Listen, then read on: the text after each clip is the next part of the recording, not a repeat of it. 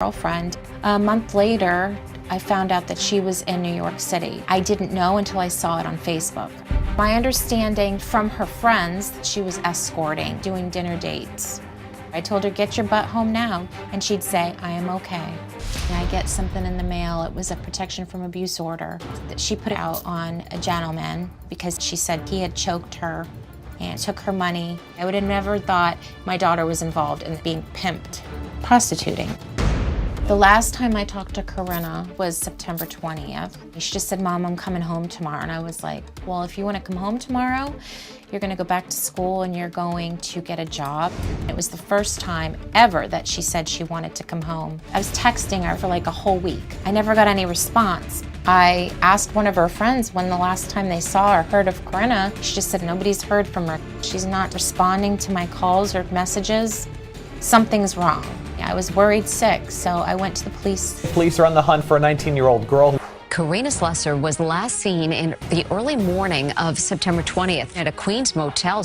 Police in New York City are involved in the investigation and believe the young woman may be the victim of human sex trafficking. Missing for more than a month. Corinna is from Montour Township, just outside Bloomsburg. She's in trouble, and we need to find her, and we need to make her safe. NYPD called me and he said, we arrested the last guy that was with Corinna. Ishiwoni, he's 23 years old, and he was an aspiring rapper who somehow met my daughter. And from what I read, there was 806 messages in 10 days between him and Corinna. What they said, I do not know.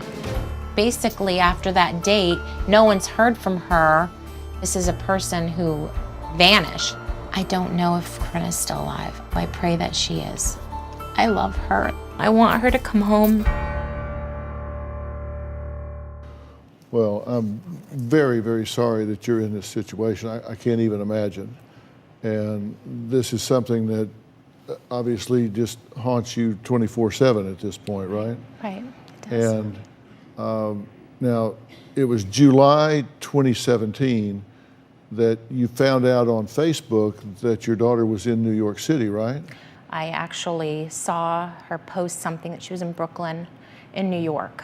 And where did you think she was? In Hazleton, living with her friend.